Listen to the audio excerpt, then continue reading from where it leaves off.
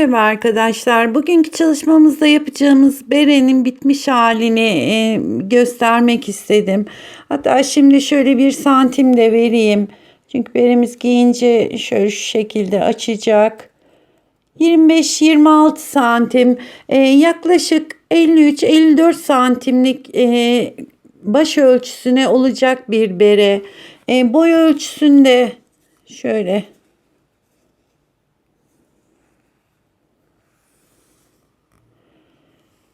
23,5-24 santimde boy uzunluğu var.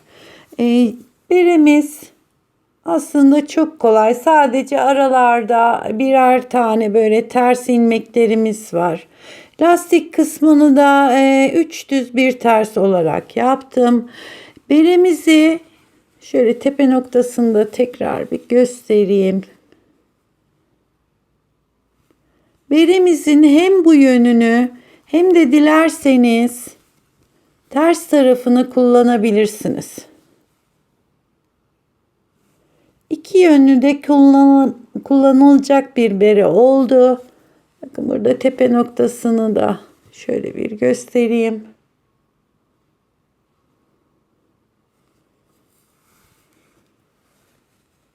Buna bir tane ipimiz fazlasıyla yetti arkadaşlar. 5 numaralı da misinalı şiş kullandım. Evet, beremiz bu şekilde. Yapacak arkadaşlara şimdiden kolay gelsin. Merhaba arkadaşlar. Bugünkü çalışmamızda sizlerle böyle kolay herkesin yapabileceği bir bere çalışması yapacağız. İp olarak da Gazal'ın unicorn ipini tercih ettim.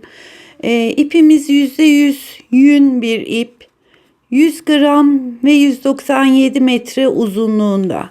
Şöyle farklı farklı ipler böyle çile şeklinde arkadaşlar satılıyor. Daha sonra yumak haline getiriyoruz ipimizi. Misinamız da 40 santimlik ve 5 numaralı misinalı şiş kullanacağım. Şöyle bir tane de sıra başı için ayraca ihtiyacımız var. Vereceğim sayı 5 numaraya uygun olacak. Yani bu ipi bulamazsanız 5 numarayla örülecek her türlü ipten beremiz olur.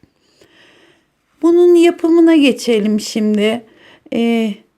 İpimizi şöyle 2 kat yapıyoruz.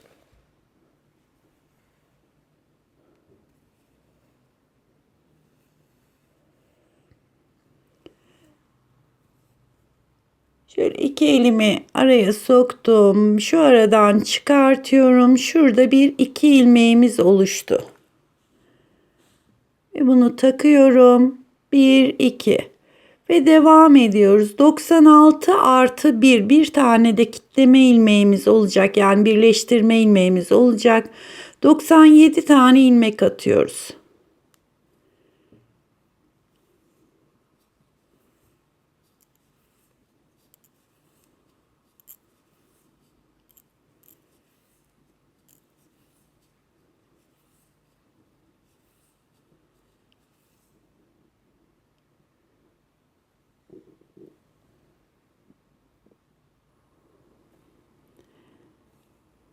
Şişime 97 ilmeği attım. Şimdi bu ilk sıramızı şöyle bir düzeltiyoruz. Ve aynı zamanda örebilmek için şöyle biraz çekiyorum.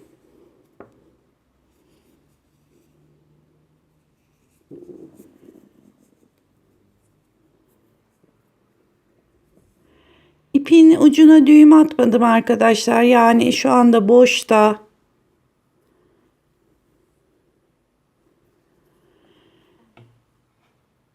Son attığımız ilmeği yok edeceğiz arkadaşlar. Şurada bir birleştirme yapacağız.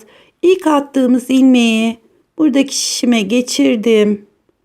Ve bunu üstünden geçiriyorum. Ve tekrar takıyorum. Şuradaki ipimizi de çektiğimiz zaman bu arası kilitlenmiş olacak.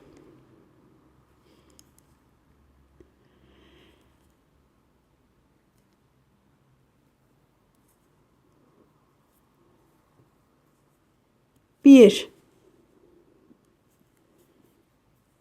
2 3 ilmek düzle başladım. İpimi çeviriyorum. Bir tane ters. Tekrar ipi çevirdim. 1 2 3 ilmek düz.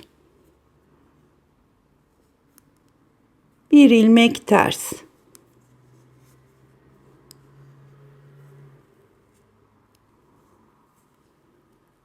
Tekrar ipimi diğer tarafa aldım. 1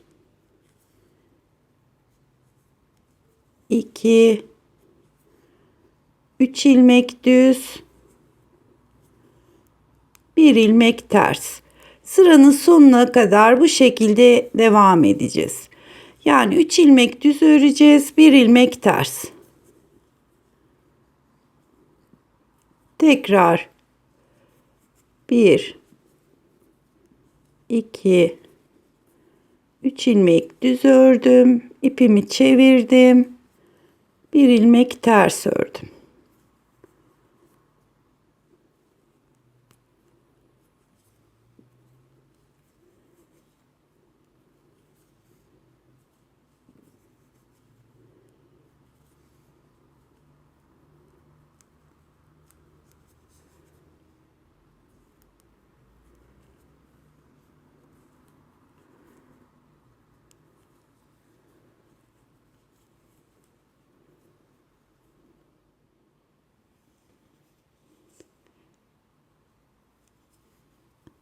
Sıranın sonuna kadar böyle 3 ilmek düz, 1 ilmek ters. Bir çeviriyorum. 1 2 3 ilmek düz ördüm ve 1 ilmek tersle sıramız tamamlandı. İlk başladığımız noktaya geldik. İsterseniz buraya bir tane ayraç takabilirsiniz. Şurası sıramızın başı. Birinci sırayı tamamladık. Tekrar ikinci sırada aynı işlemi yapıyoruz. 1 2 3 düz bir ters, 3 düz bir ters olarak beremizin bant kısmını bu şekilde yapacağım. Hani bir ters bir düz, iki ters iki düz olarak değil, bu sefer de 3 düz bir ters olarak beremizin bant kısmını tamamlayacağız.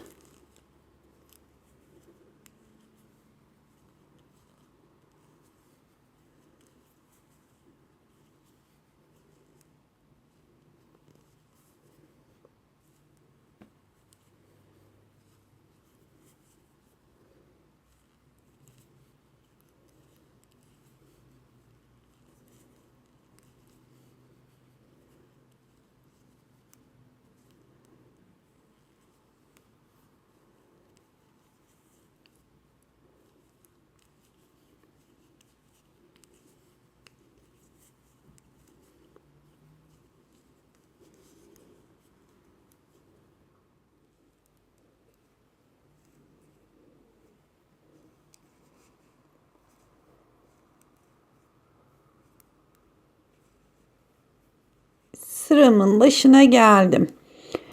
Şimdi ben toplamda şöyle 1, 2, 3, 4, 5, 6, 7, 8, 9, 10, 11, 12 ve şimdikiyle 13 sıra ördüm.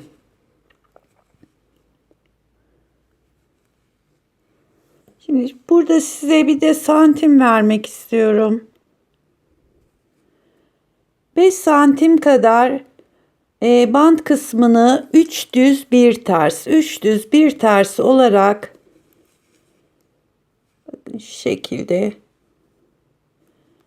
bant kısmını tamamladım.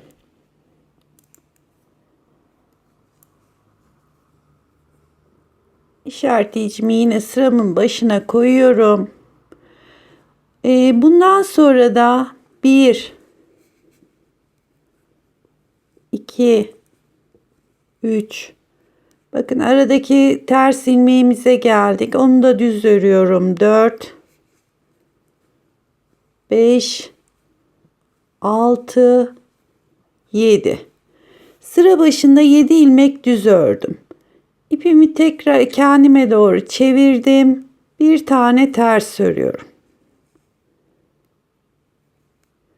Tekrar ipi diğer tarafa çevirdim. 15 ilmek düz öreceğiz. 1, 2, 3.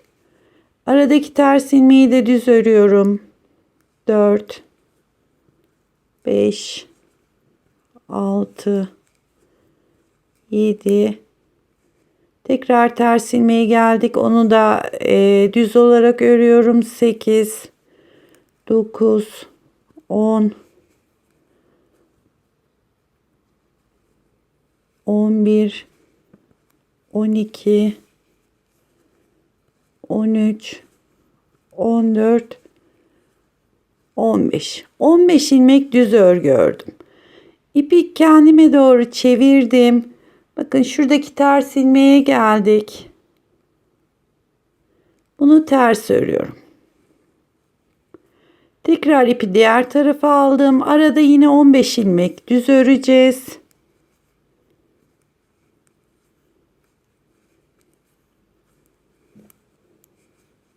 Yani şu aradaki denk gelen tersleri de düz olarak öreceğiz.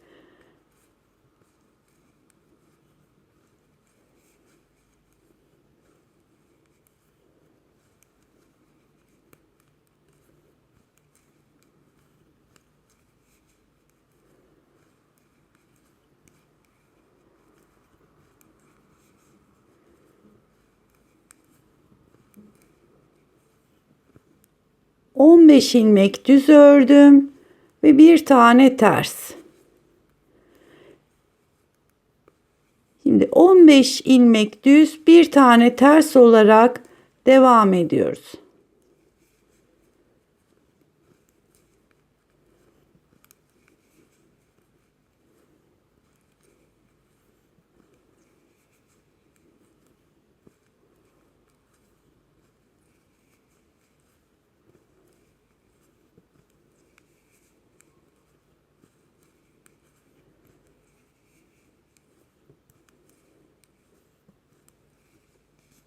...15 ilmek düz örgü ördüm. Bir ilmek ters.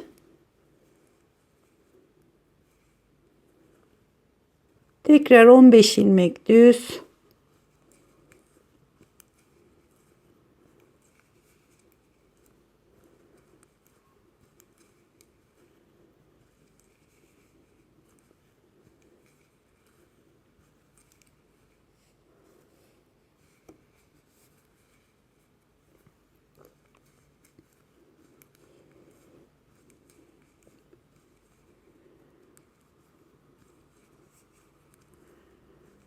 On beş ilmek düz ördüm. Bir ilmek ters. Tekrar ipi çevirdim.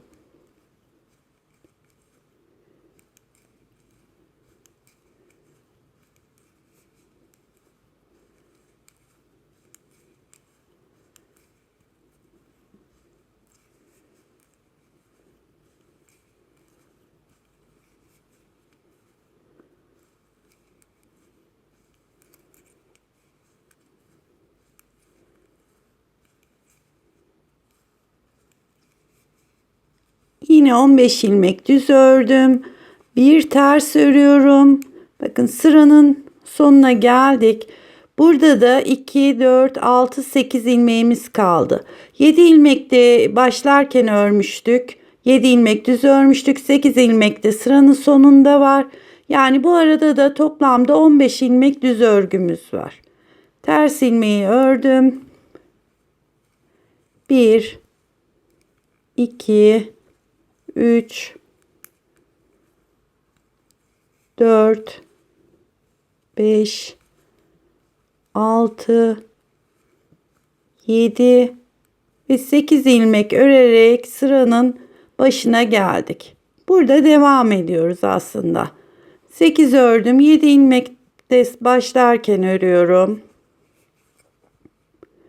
1 2 3 4 5 6 7. Yani bu arada da toplamda 15 ilmek düz ilmeğimiz var. Yine bir ilmek ters, 15 ilmek düz.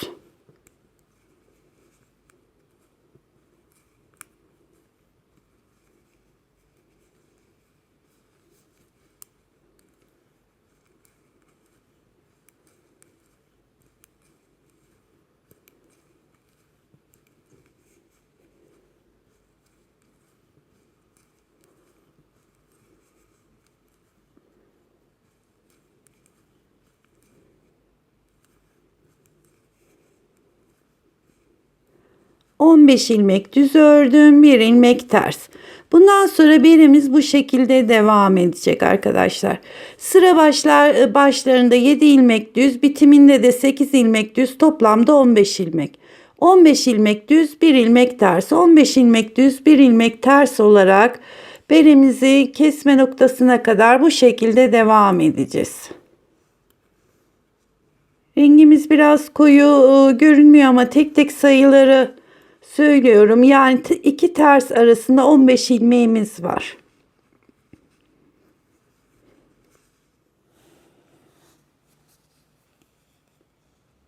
Beremizi 15 düz, 1 ters, 15 düz, 1 ters olarak devam ettim. Şimdi şurada 1 santim vermek istiyorum.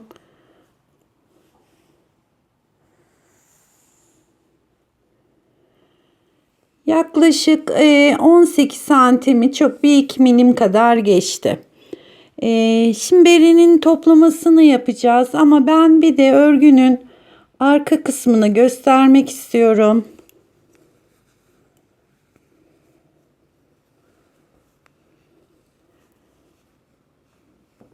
Bakın bu tarafı da farklı bir örnek olarak çıktı.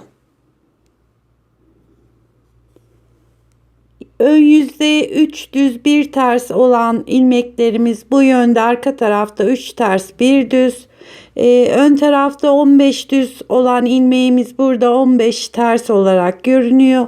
Aralarda da birer tane böyle düz ilmekler.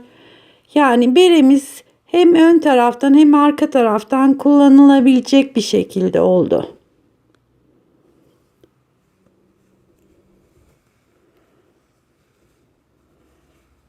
Şimdi tekrar ön yüze geldik.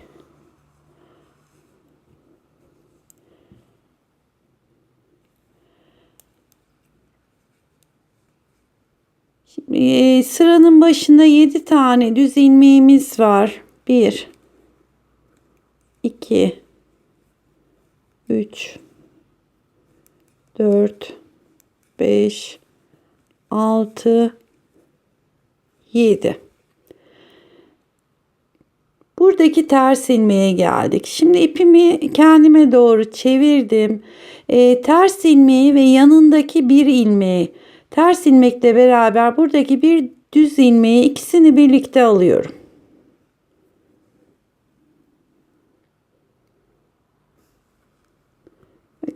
Yani buradaki ters ilmek ve yanındaki düz ilmek, ikisini birlikte alarak bir ilmek azaltmış oldum.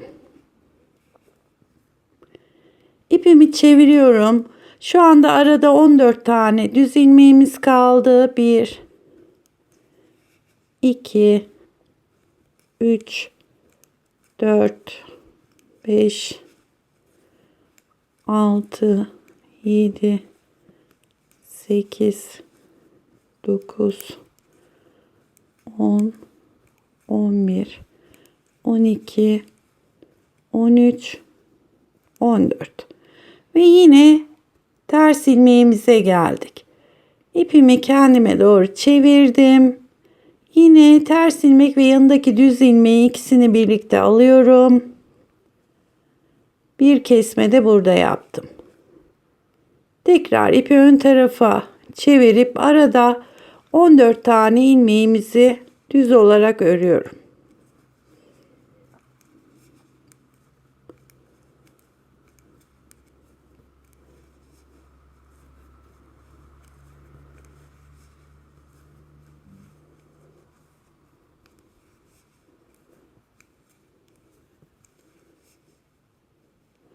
Ve ters ilmeğimize geldik. Tekrar ipi pardon arkadaşlar, sesimde bir gıcıklık oldu. İpi tekrar kendime doğru çevirdim. Ters ilmeği kesiyorum. Yani aradaki düz ilmeklerimiz 15 ilmekte 14 ilmeğe inmiş oldu. Şimdi sıranın sonuna kadar bu şekilde devam edeceğiz. Birinci kesmelerimizi yapmış olacağız. Evet, yine ters ilmeğimize geldik. İpi çeviriyorum. Yanındaki ilmekle beraber buradaki 2 ilmeği alıyorum ve ters olarak kesiyorum. İlk sırayı beraber yapalım. Daha sonra zaten aynı şekilde devam edecek.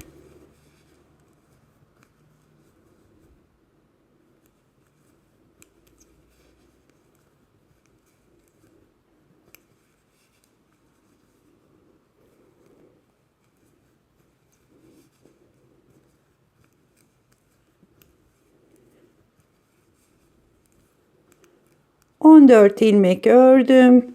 Tekrar ters ilmeğimizle yanındaki bir ilmeği birlikte alarak kesiyorum.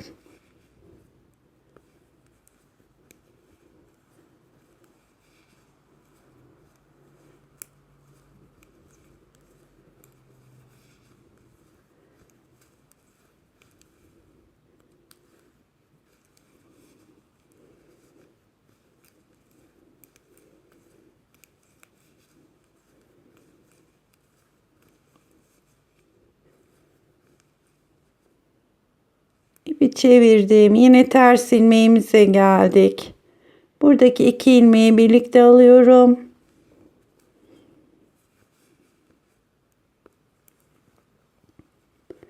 Ve sıranın sonunda 8 ilmeğimiz vardı.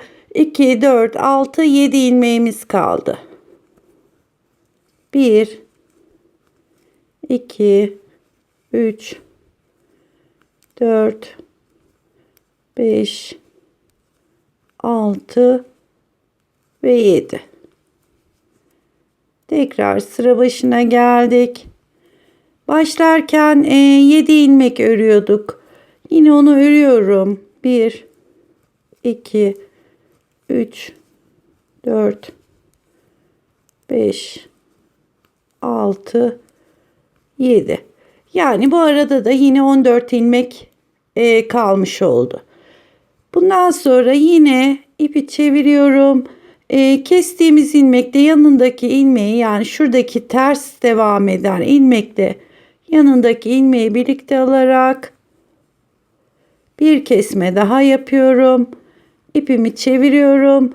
Bu sırada da aradaki düz ilmeklerimiz 13 tane kalmış oluyor. 1, 2, 3, 4, 5, 6, 7, 8, 9, 10, 11, 12, 13. 13 ilmekten sonra yine buradaki ters ilmeğe geldik. İpi çeviriyorum. Yanındaki ilmekle birlikte alarak kesiyorum. Ve 13 ilmek düz olarak örüyorum. Yani her düz aradaki ters ilmekte yanından bir ilmek alarak böyle birer tane azaltarak devam ediyoruz.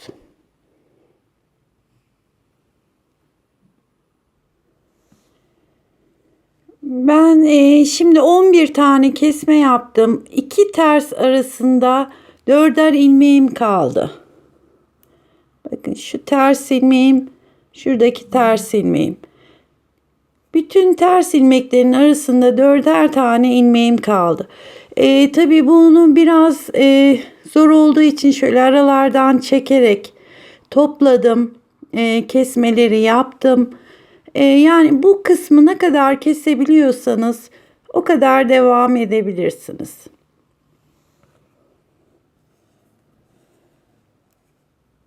Şimdi sıra başına geldim. Yani ilk başladığım yerdeyim. Son kesmeyi yaptım. Burada 4 ilmeğimiz var. Yani bütün aralarda 4 ilmeklerimiz var. Bir de ters ilmeklerimiz. Bir sırada şu şekilde yapacağız arkadaşlar. Bir tane tığım şişime doladım. Bir ilmek örüyorum. İpi doluyorum. Bir ilmek örüyorum. Doluyorum. Bir ilmek örüyorum. Bütün bir sırayı böyle bir dola, bir ör. Bu son sıramız artık. Tepe kısmının toplamasını yapacağız.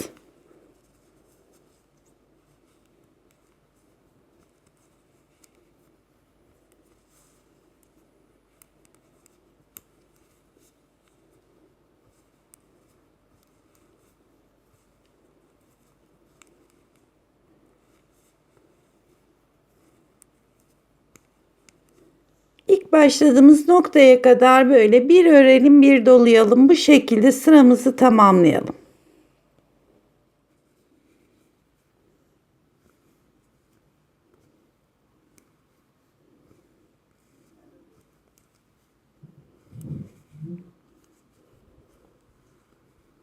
Evet, ilk doladığımız ilmeğe kadar geldik. Artık beremizi tamamlamış olduk. Şimdi buradan biraz ip kesiyorum. Bir tane çilemiz vardı arkadaşlar. Kalan ipimde bu, yani yaklaşık 60 gramını 60-65 gramına kadar kullandım sanırım.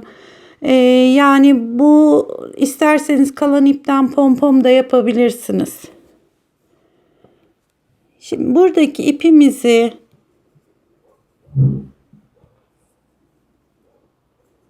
iğneye geçiriyorum.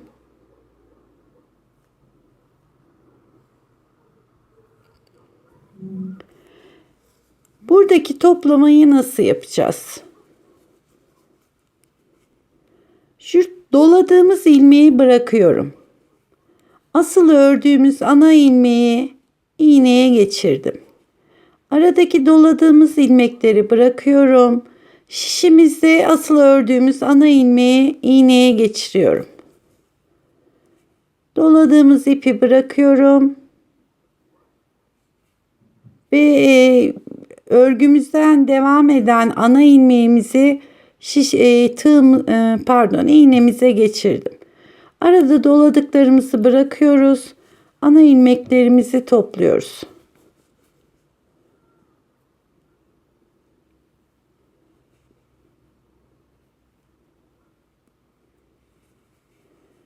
Evet, yanlışlıkla buradaki ilmeğinizi bırakmayın. Örgümüz sökülür.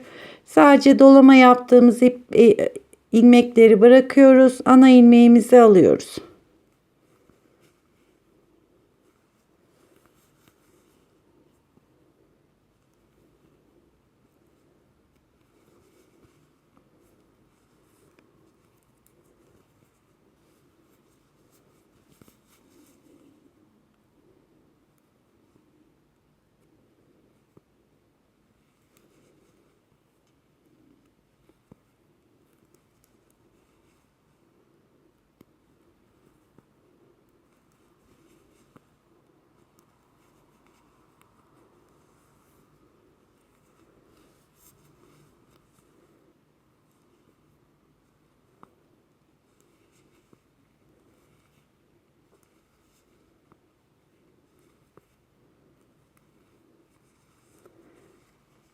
Evet, ben şöyle hızlıca ilmekleri bir alayım. Evet, sıranın başına kadar geldik. Şişimiz boşa çıktı. Şuradaki iğnemizi de çıkaralım.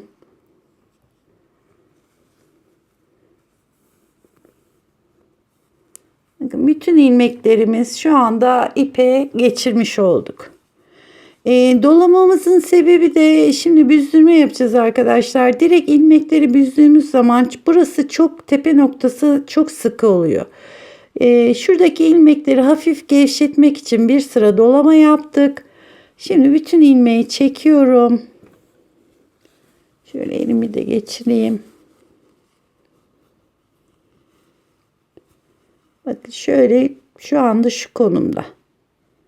Hepsini çekiyorum ve kapatıyorum.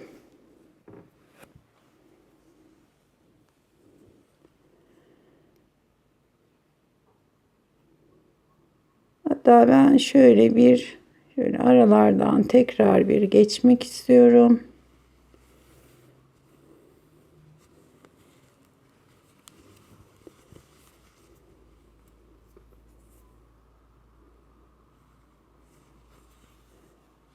Arkadan düğüm atmak istemiyorum arkadaşlar. Çünkü arka tarafı da beremizin farklı bir model çıktığı için kullanılabilecek konumda. O yüzden mümkün olduğunca ipimi şurada hatta bir tane düğüm atalım.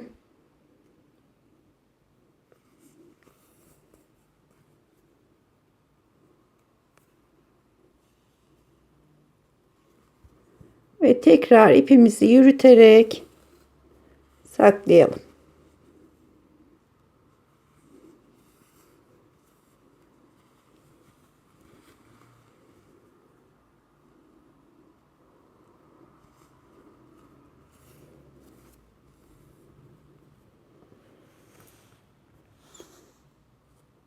Şuradan kesiyorum. Bakın belimizin tepe noktası şu şekilde.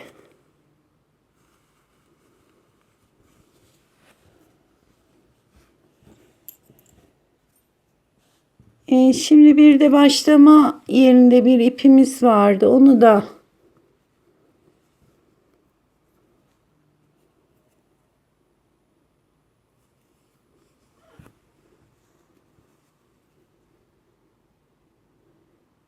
şöyle gizli bir şekilde ilmeklerin içinden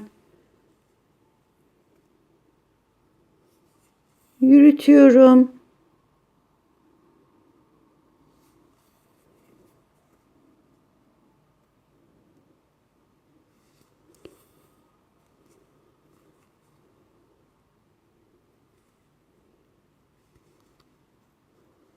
Çok uç kısmında yürütmek istemiyorum. Hani fazlalık kestiğimiz yer görünmesin diye şöyle aralardan yürüttüm ve bunu da kesiyorum. Beremiz tamamlanmış oldu.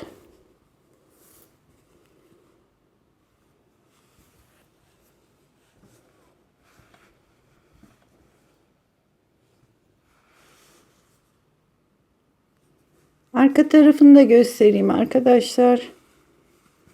Bakın bu tarafını da kullanabiliriz.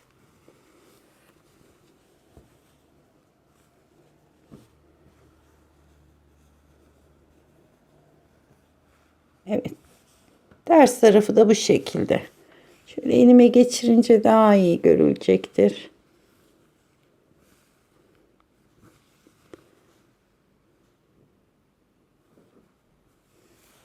Yapacak arkadaşlara kolay gelsin.